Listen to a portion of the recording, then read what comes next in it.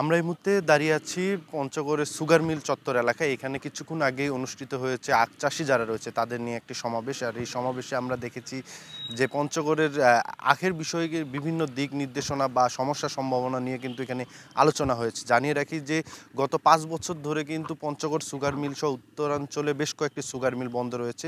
তবে উত্তরাঞ্চলের মধ্যে এই পঞ্চগড় জেলার একমাত্র ভারী শিল্প প্রতিষ্ঠান বলা হয়ে থাকে এই সুগার মিলটি। এটি বন্ধ থাকায় কিন্তু এখানে যে অর্থনৈতিক অবস্থা সেখানে কিন্তু অনেকটা প্রভাব পড়েছে ব্যবসা থেকে শুরু করে সব জায়গায়। আমরা জেনেছি যে এর কারণে কিন্তু এখানকার শ্রমিক থেকে শুরু করে যারা সংশ্লিষ্ট ছিল এই মিলের সাথে তারাও কিন্তু চরম বিপাকে পড়েছে। তবে বর্তমানে এই মিলটি চালুর একটা দাবি তুলেছেন, যে দাবি দীর্ঘদিন ধরে আমরা শুনে আসছি।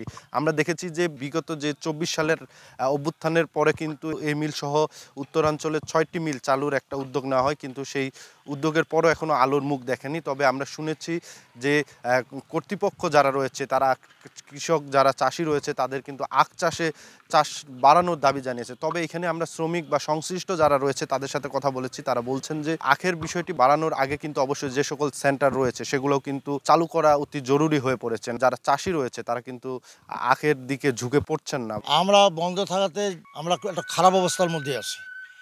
যদি মিলটা চালু থাকতো তাহলে আমরা অবসর আমরা টাকা পয়সা গ্র্যাচুইটি টাকা আমরা পেমেন্ট পাইতাম। বর্তমান যদি এই দ্রুত গতির মধ্যে ২৩টি সেন্টার খুলে দেওয়া হয় তাহলে আমরা ৩ হতে ৩,৫০০ আখ চাষ উপহার দিতে পারবো এবং এই পঞ্চগড় সুরা মিল আশাবাদী পঞ্চগড় সুরা মিল চালু হবে। আমরা চাই যে খুব দ্রুত আমাদের এই অঞ্চলটি যে অর্থনীতি প্রবাহ চিনিকল চালু করার মাধ্যমে আমরা চাই যে এইটা যেন খুব দ্রুত একটা সমাধান আসে।